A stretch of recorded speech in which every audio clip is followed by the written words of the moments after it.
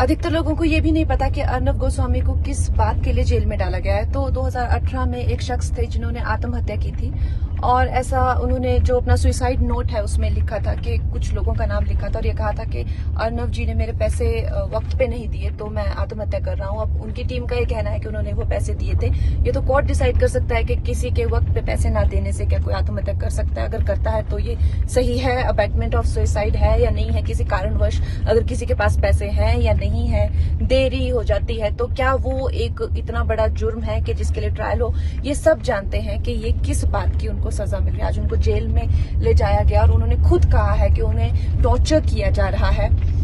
लेकिन पप्पू सेना उनको सोनिया का जो असली नाम है वो लेने के लिए, इसको कहते हैं फेसिस्ट गवर्नमेंट, उसका नाम लेने के लिए उनको ये सब यातनाएं सहन करनी पड़ती है। मगर मैं पप्पू सेना से कहना चाहती हूँ, उन्होंने ये बेवकूफी करके अर्नब गोस्वामी जी को आज तक का सबसे ज्यादा लोकप्रिय जर्नलिस्ट बना दिया है।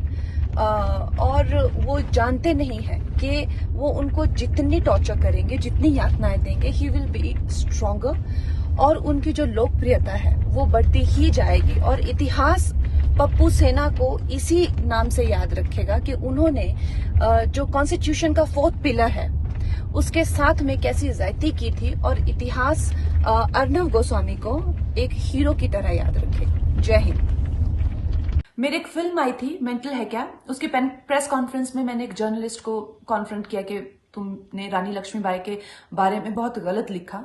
थोड़ी बहस हुई, बहस टल गई, इवेंट अच्छे से गया।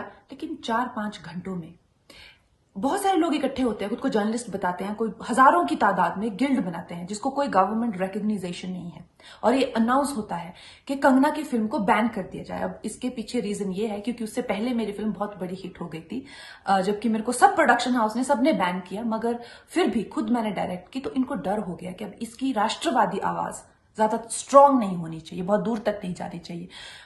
मेरी फिल्म आई है, उसको नुकसान किया तो वो गिल्ड उसके बाद डिसॉल्व हो गई, उनका कोई पता नहीं।